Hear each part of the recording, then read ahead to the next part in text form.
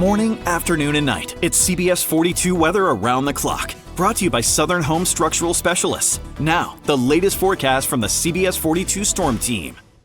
Happy Sunday evening, friends. Storm Team meteorologist Jacob Woods. It turned out to be a gorgeous second half of our day after many of us endured at least 2 rounds of storms this morning. But we're going to be staying dry overnight heading into Monday morning for the most part. Maybe a sprinkle in our northern counties along the Highway 278 corridor. So Hamilton, Double Springs, Coleman may see a sprinkle. And otherwise, all of us dry with patchy dense fog developing. So be on the lookout for that as you're heading to work on Monday morning. But that'll quickly mix out with temperatures starting out in the day in the lower 70s, upper 60s. We're going to climb into the upper 80s as we get into the afternoon ride home. It's going to feel like it's in the lower to middle 90s with very oppressive humidity continuing to hang around. So high temperatures ranging from around 86 in places like Hamilton, Coleman, up to as warm as 90, maybe in Anniston, Talladega, potentially even Tuscaloosa.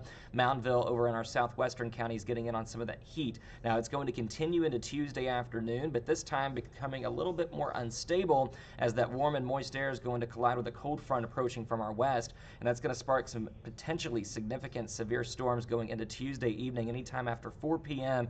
on Tuesday all the way through 1 o'clock Wednesday morning, we are weather aware for the potential of 60 to 70 mile per hour plus winds along the leading edge of a very destructive line of storms that could get going across central Alabama. Maybe up to ping pong ball size hail, and a tornado or two cannot be ruled out. If we see any kind of training of storms or they're more slow moving, certainly a flash flooding risk is on the table with the very saturated ground that we've had after all this rain. So an enhanced level 3 out of 5 risk covering most of our northwestern counties from Jasper to Coleman, Fayette, northwest into the Memphis area. That seems to be the greatest area of concern for severe storms, with a weakening trend as they start to progress towards the south and east for places like Birmingham, Tuscaloosa, Gadsden, and then even weaker by the time they get to Alex City, Montgomery, and Atlanta. So that's kind of the general thinking right now. Still all storm modes are on the table for this, so we're going to continue to fine-tune that timing and become a little bit more specific on what we can expect as we get closer to Tuesday.